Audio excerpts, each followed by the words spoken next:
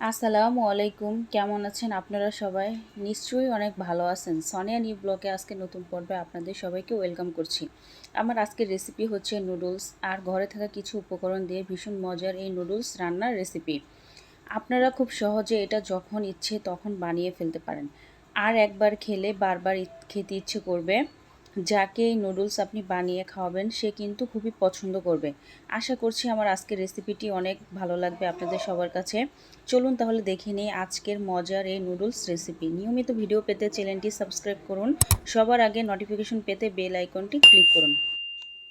প্রথমে আমি নুডলস নিয়ে নিছি, এটা হলো কোকোকোলা ব্র্যান্ডের। এখানে আপনারা যে কোনো ব্র্যান্ডের নিয়ে নিতে পারেন, তাতে কোনো সমস্যা নেই। এখন আমি একটা ছুরির সাহায্যে প্যাকেট থেকে নুডলস বের করে নিব। দেখুন এগুলো হচ্ছে এক একটা প্যাক করে। এখান থেকে আমি 3টা পিস নিয়ে নিব।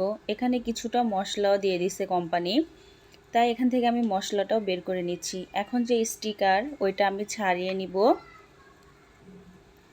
নুডলসগুলো একটু বড় সাইজের, তাই আমি মাঝখান থেকে একটু ভেঙে নিব। আপনারা চাইলে আলামও দিয়ে দিতে পারেন। 2টা ডিম নিয়ে নিছি, আর পেঁয়াজ কুচি কাঁচামরিচ কুচিয়ে নিছি। চুলায় একটা হাঁড়িতে আমি পরিমাণ মতো কিছুটা পানি দিয়ে দিছি। এখন পানির ভিতরে সামান্য পরিমাণ কিছুটা লবণ দিয়ে দিলাম, আর 1 টেবিল চামচ সাদা তেল। এটা দিলে কি হয়, নুডলসটা একটার গায়ে একটা লাগে না। আপনারাও এটা দিবেন, তাহলে খুবই ভালো হবে, ঝরঝরা হবে। এখন আমি একটা খুন্তি দিয়ে নুডলসগুলো নেড়ে দিব। 5 থেকে 6 মিনিট নুডলসগুলো আমি সিদ্ধ করে নিব। সিদ্ধ করা হয়ে গেছে, তাই আমি পর্যাপ্ত কিছুটা ঠান্ডা পানি দিয়ে নুডলসগুলো আমি সুন্দর করে ধুয়ে নিছি। চুলায় একটা প্যান বসিয়ে দিছি নুডলস রান্না করার জন্য। এখন দিয়ে দিব 6 থেকে 7 টেবিল চামচ সয়াবিন তেল। তেলের ভিতরে যে পেঁয়াজ কুচি কাঁচামরিচ কুচি করে রেখেছিলাম ওইগুলো আমি অ্যাড করে দিলাম। এখন আমি এগুলো ব্রাউন কালার করে ভেজে নিব।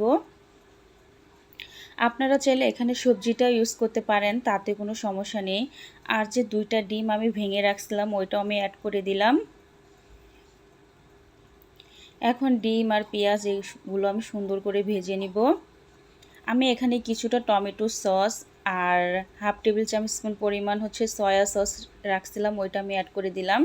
হাফ টেবিল চামচ স্পুন পরিমাণ আদা বাটা, হাফ টেবিল চামচ রসুন বাটা, আর 1 টেবিল চামচ জিরা বাটা, হাফ টেবিল চামচ স্পুন পরিমাণ ধনিয়া গুঁড়া। এখন সব ইনগ্রিডিয়েন্টস আমার দেওয়া হয়ে গেছে মশলা। এখন এগুলো আবারও 1 থেকে 2 মিনিট আমি ভেজে নিব। আমার ভাজা হয়ে গেছে নুডলস আমি অ্যাড করে দিলাম। এখন মশলা আর নুডলস আমি সুন্দর করে মিশিয়ে নিব। আপনারা চাইলে 2টা চামচ বা 2টা হাতার সাহায্যে নুডলসগুলো আপনারা মিশিয়ে নিতে পারেন। আর হাফ টেবিল চামচ স্পুন পরিমাণ আমি চিনি দিয়ে দিলাম। চিনিটা দিলে নুডলসের যে টেস্ট ওটা খুবই ভালো আসে। নুডলসের যে মশলাগুলো দিছিল ওইগুলো আমি অ্যাড করে দিচ্ছি এক এক করে। আমি এখানে ম্যাগি মশলা ওইটাও আমি অ্যাড করে দিচ্ছি 1 প্যাকেট। এখন আমি আবারও এগুলো সব কিছু মিশিয়ে নিব মশলা নুডলসের সাথে ভালো করে।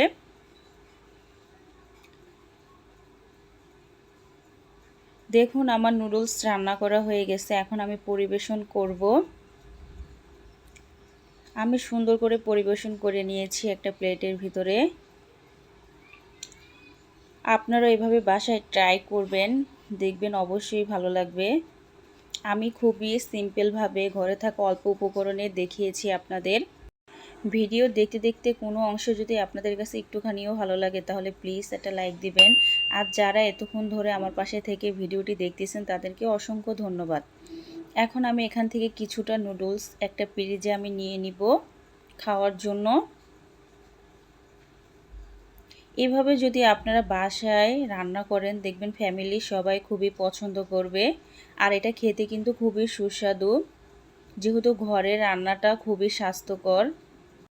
আশা করছি আমার আজকের রেসিপিটি আপনাদের থেকে অনেক বেশি ভালো লেগেছে। আপনারা অবশ্যই এভাবে বাসায় ট্রাই করবেন। আর হ্যাঁ, খেয়ে কেমন লাগলো কমেন্ট করতে ভুলবেন না কিন্তু। সবাই ভালো থাকবেন, সুস্থ থাকবেন। Thank you for watching my video. Okay, আল্লাহ হাফেজ।